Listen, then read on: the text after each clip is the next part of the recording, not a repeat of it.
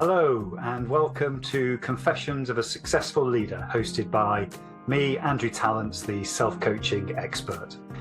In each episode of the show, we hear the insightful confessions of a successful leader who wants to inspire others to live their professional and personal dreams.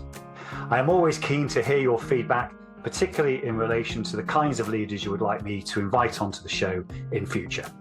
But for now, sit back, relax, and enjoy the rich insights from our special guest.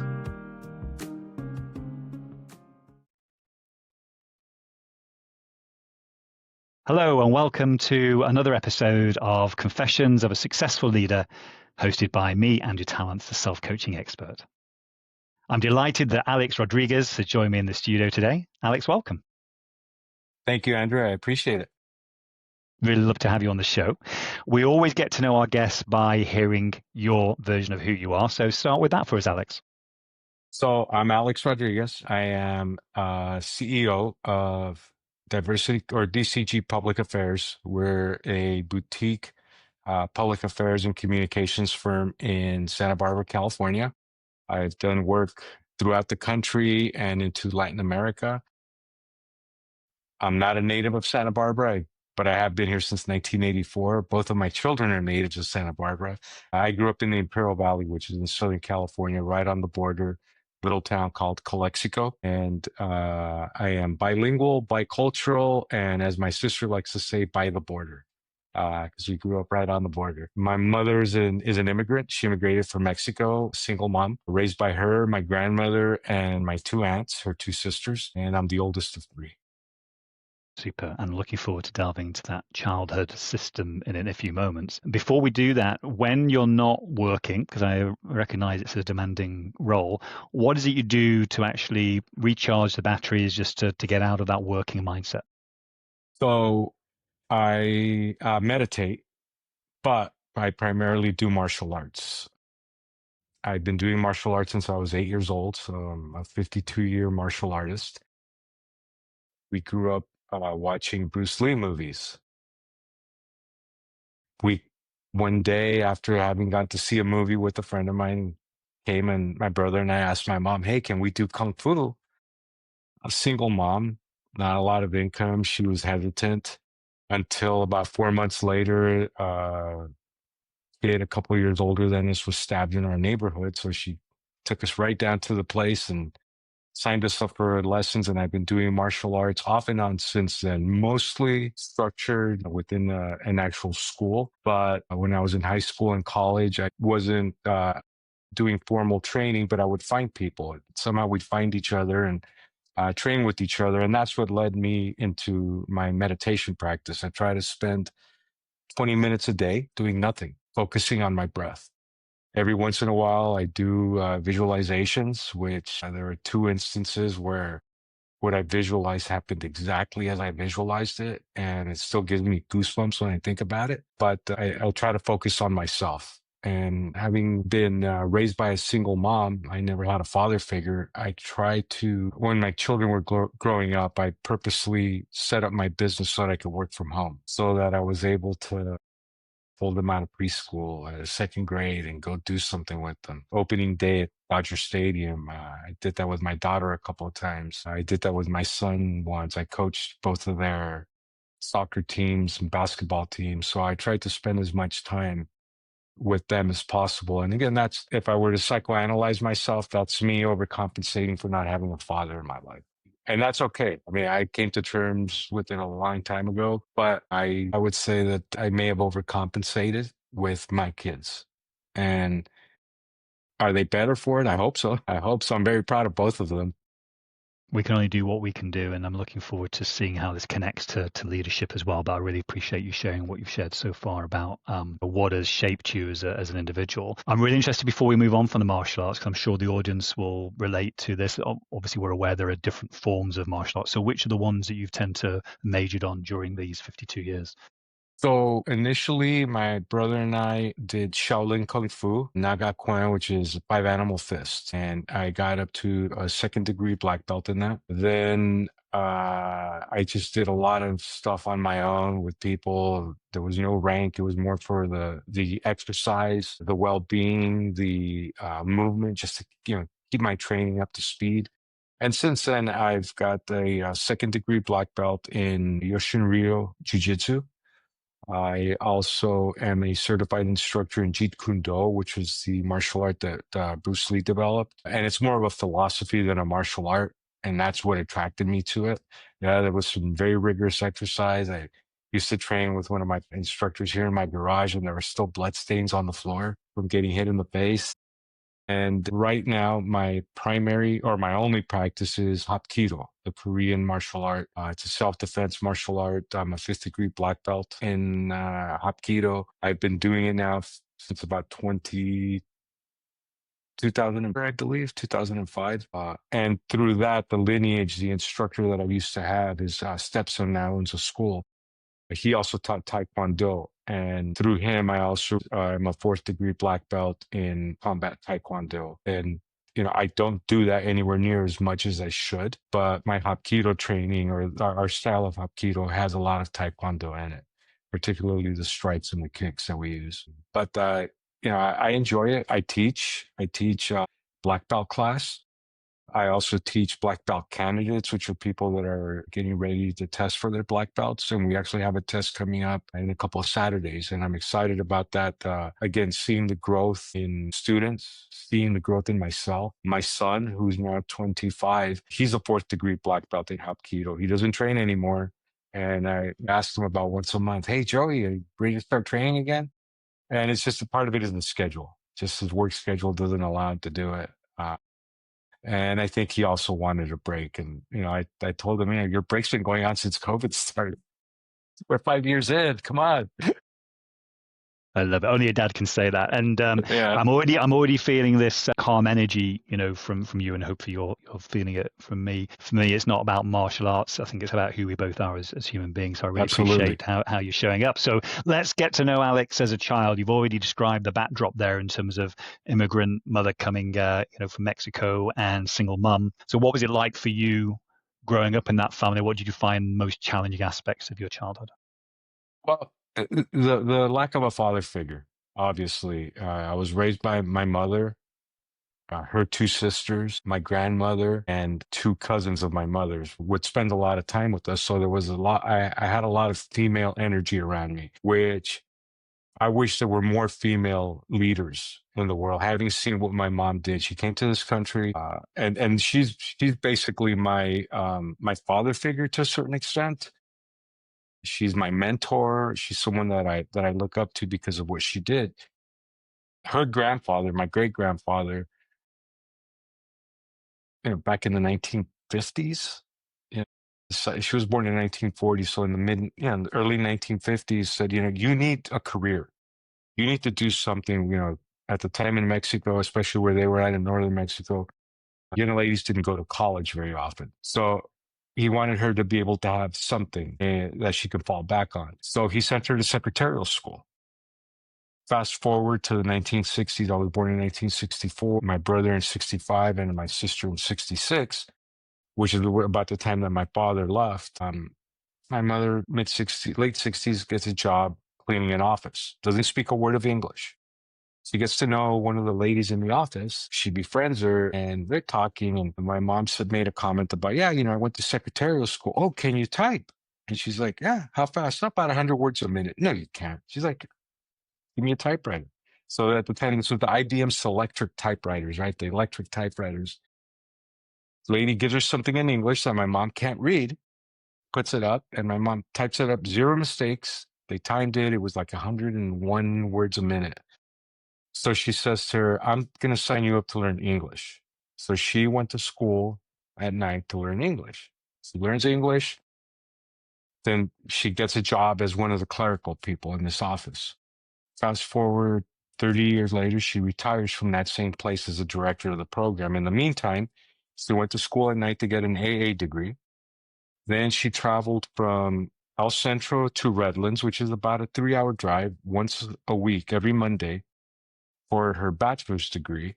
In the meantime, she's also helping put one of my aunts through college. She had a full ride scholarship to Wellesley College in Boston, but my mom would send her spending money. She would pay for her to come home for Christmas and summers and what have you. My aunt graduates from Wellesley. She gets a job working in a school district and called my mom and says, "Hey, Gloria, there's a new program that's being done at San Jose State, 1 weekend a month for a master's program." All right, sign me up. So my mom went and got a master's degree as well, along with my aunt, who then wound up going to Stanford for a PhD. My mom was in the process of getting a PhD at UCLA, but during that first year, she wound up taking over this program. So again, she's my role model when it comes to this. My wife is another role model that I have. And again, I am so, I guess, grateful that I'm surrounded by powerful women, because it gives me a whole different understanding. And like I said, I wish I worked for more women. I have a couple of clients that the point person is a woman, and dealing with them to me is just, it's almost magical, if that makes sense, because they look at things differently than us men do. And yeah, I'm gonna apologize here if I'm kind of going on a semi-sexist rant here, but I think there's a big difference in leadership style between men and women, and I see it.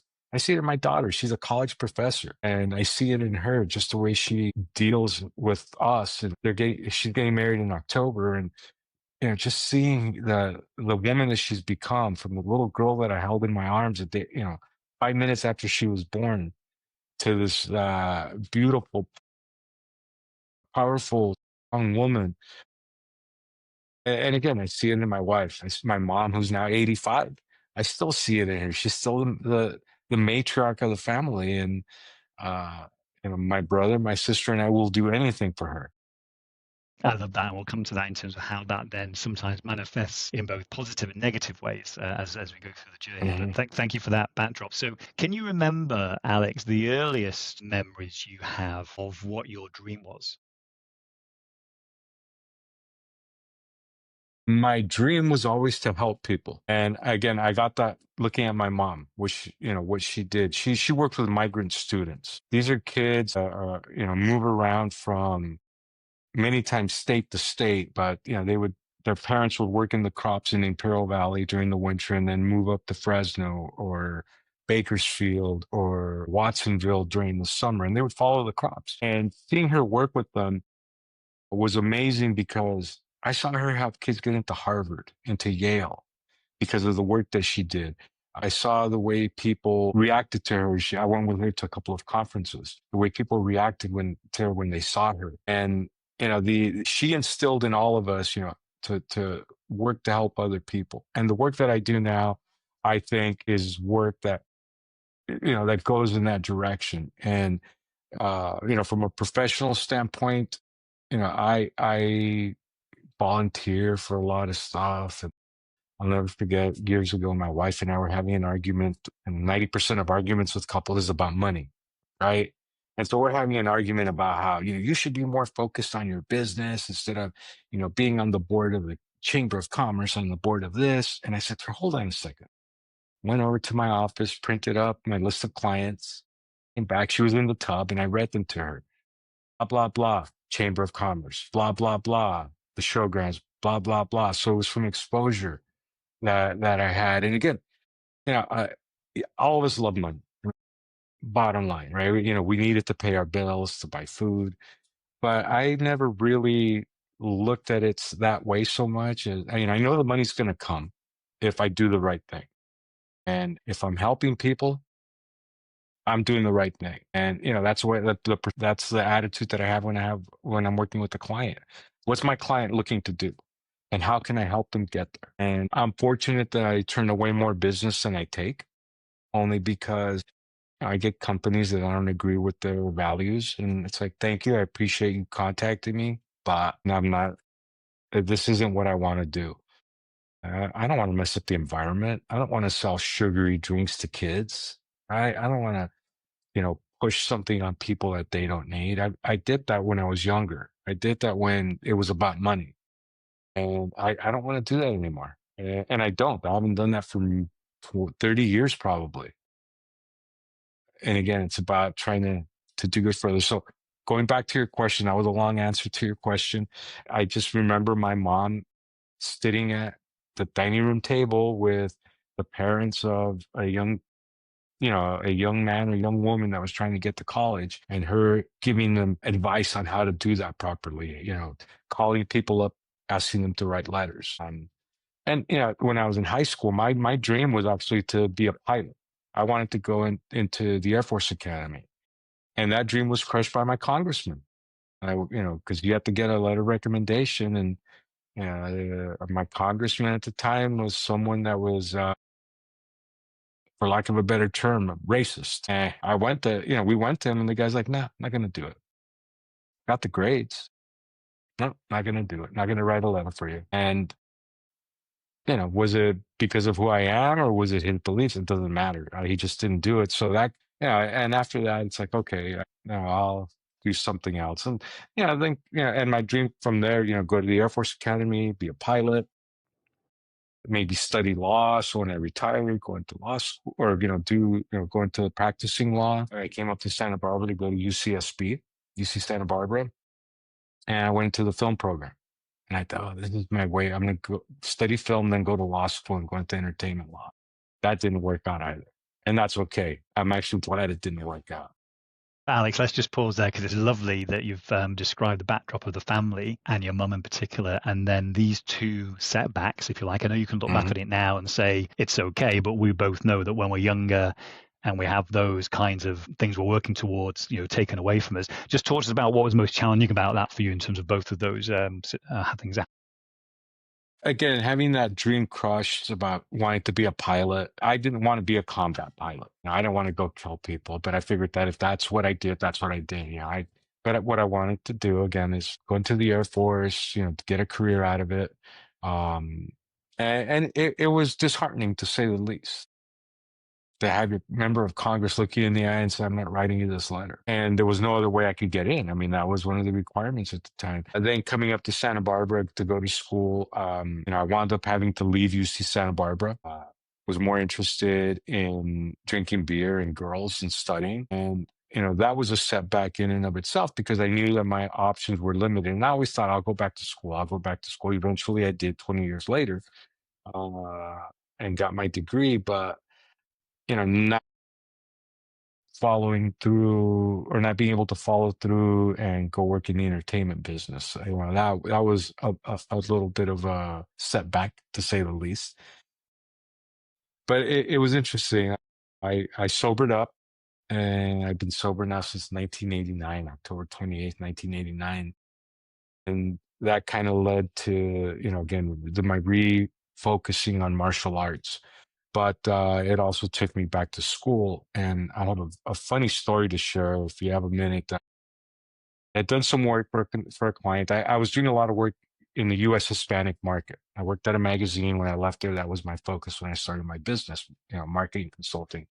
And I'd done some work for the gentleman at a couple of companies that he went to. And so I get a phone call one day, and he's like, "Hey, I'm the vice president of marketing at, blah, blah, blah." It was a medical device company in Orange County. He says, "Can you come down? We'd like to talk to you. We want to go into the Hispanic market, maybe into Latin America. We'd love to talk to you." It's like, "Yeah, absolutely. Thanks for calling." So I go down to meet with them. We're sitting in the conference room. We exchange cards. It's him, his brand manager, and the product manager.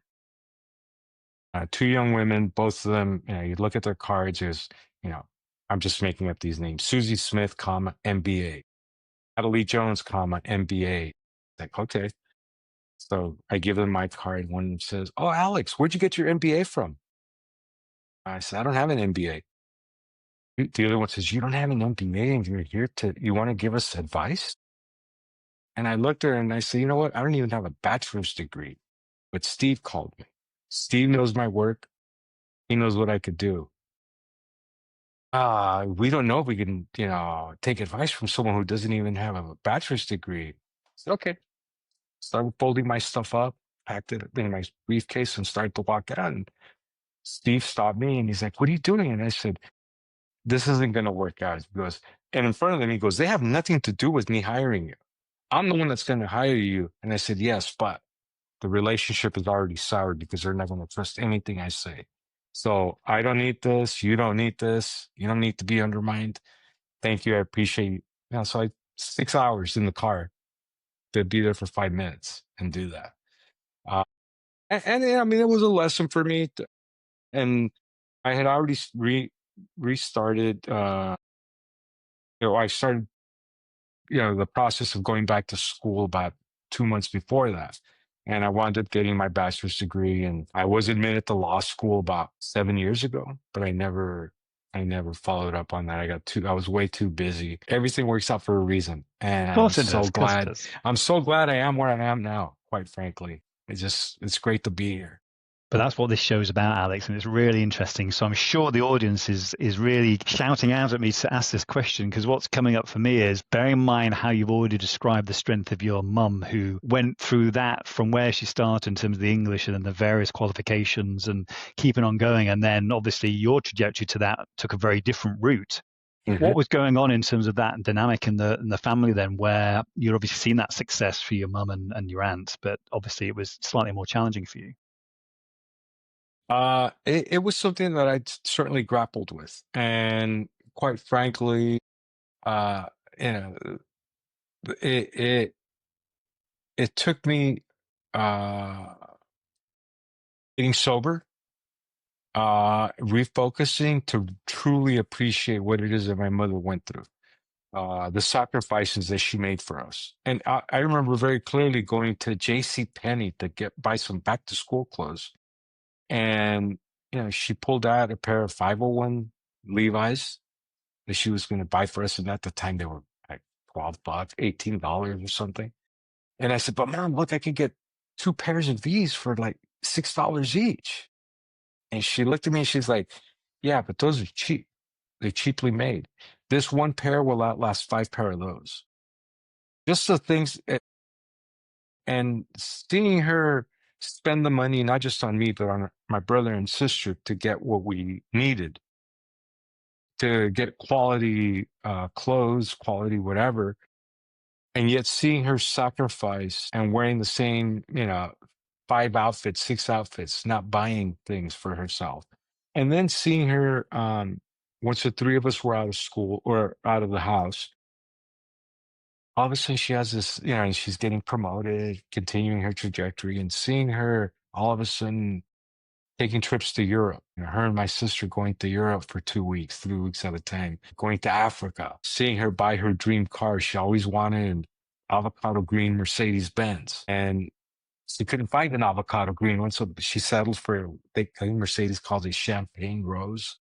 And seeing her buy that car, which she still has to this day. And again, seeing her, what she sacrificed for us, and how she came out of it. And it's like, she could do that, I could do that. And again, I couldn't do this without my wife. And it's almost embarrassing to say this, but she makes more money than I do. And that's okay. And again, I'm okay with that. But, I sometimes I look at this and say, oh, I relied on my mom, and I rely on my wife. Well, I don't rely on my wife, but because it's a partnership. Both of us work. We both do well, but she just does better than I do. It's just the job that she's in.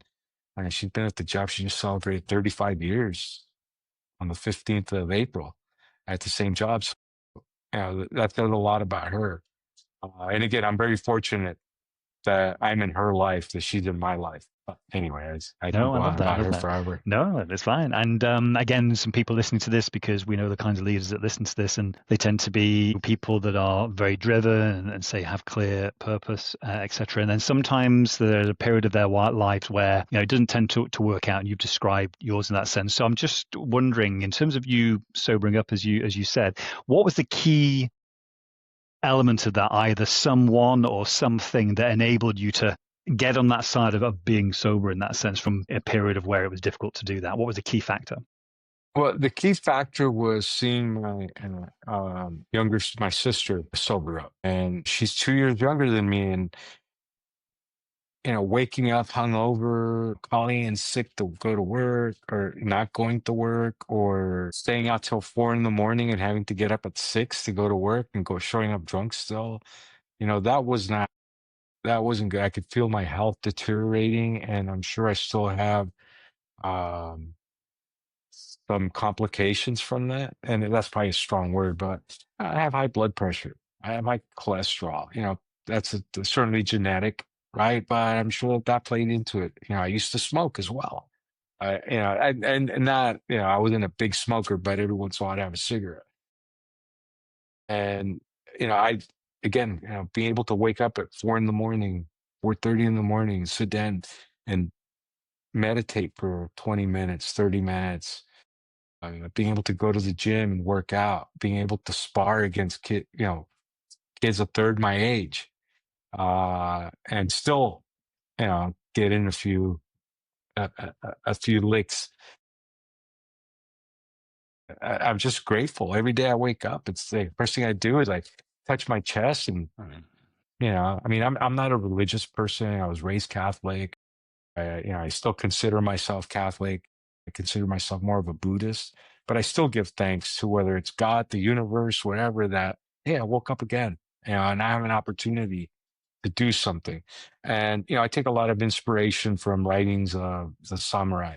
And, one of the meditations that many samurai did every morning was a meditation on death, and not about dying. It wasn't about, part of it was in preparation for death, right? Because you just didn't know what was going to happen that day. But part of it was going to get your house in order and just focusing on being present. Yesterday, who cares about yesterday? It happened.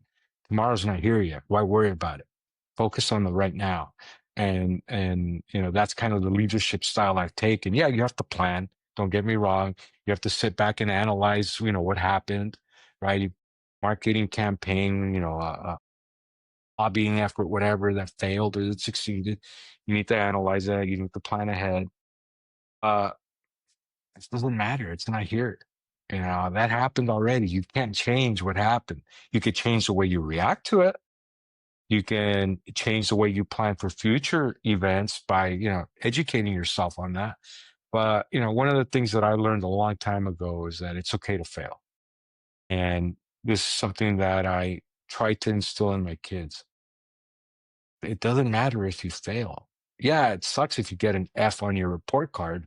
It really sucks. But the thing is, you're trying. Put in the effort.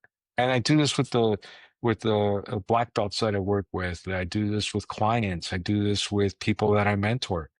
Go out there and fail. So what? There's an old saying and samurai saying, fall down 7 times, you get up 8. Well, that always bothered me, that well, you only fell 7 times. You should only get up 7 times. The saying is get up 8. So that's the way I look at it, right? If I fall down, I'm going to get back up, and it's going to take a lot more than just falling down to stop me. I try to instill that in the people that I work with, people whose lives I touch. Fail, go out there, fail big. Don't just fail. If you're going to fail big. Go out there and let the world see you fail. So what? What's the worst thing that's going to happen, right? Yeah, so you may lose a client, or you may lose, $1 million. You may lose a limb, but you're still here, and you're still here. That's I'm words loving of this wisdom from conversation. Alex. No, I'm loving it. We've got time for 2 questions, Alex. I've got two questions, and we can take our time over them, but they're 2 really important questions. So, and just building on what we've learned so far, and I'm getting a sense. So what I'm getting, this sense, you've had a very strong family role model background, of which you've obviously felt safe within that and seen what hard work brings you. And then you've talked about the journey to date, but you've also talked about you being in service. It's about helping other people. And yet, as many leaders out there will know, we can only do that when we do look after ourselves first. And you've told us some of the. So now you're at this stage of your life, more mature, wiser. What is it you now continually do to make sure that you're looking after self so you can be in service as many people as possible?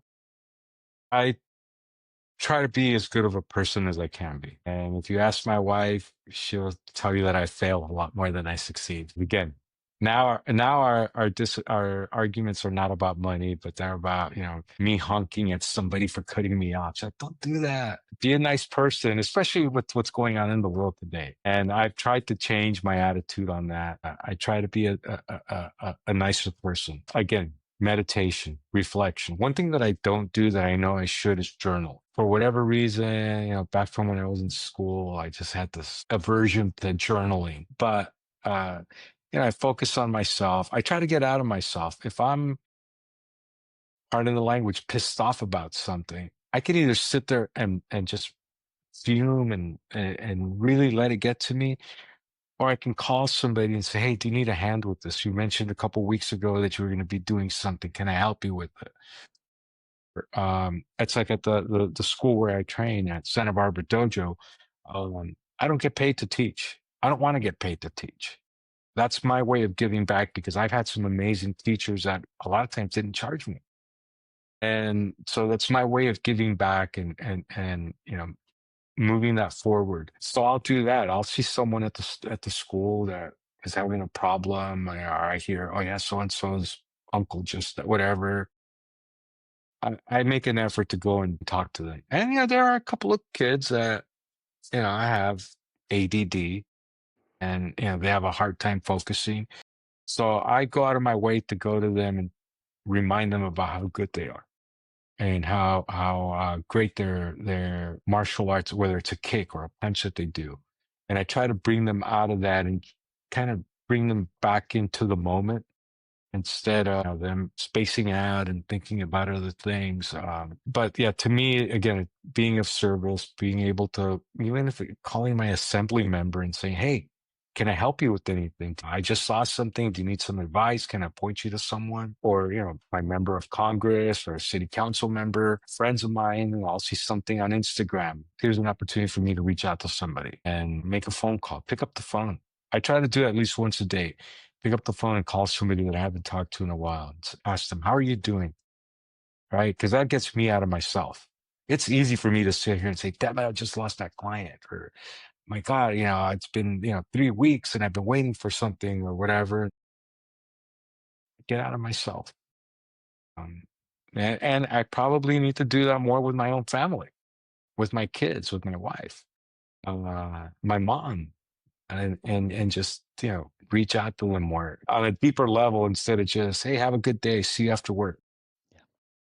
Love that. Thank you. Last question, Alex, and hope you don't mind me taking you there, but it's really poignant, I think. Bear in mind that you've been in service of so many people over the years, and that's the legacy that's going to be left behind once we're both gone. But I want you to think now that you have the ability to be in service of your 7-year-old self, and obviously your dad's not around at this point, and yet you can go back in time to that time and that point to go and meet your 7-year-old self and give some words of comfort about, things are going to be okay. What would you say to that 7-year-old?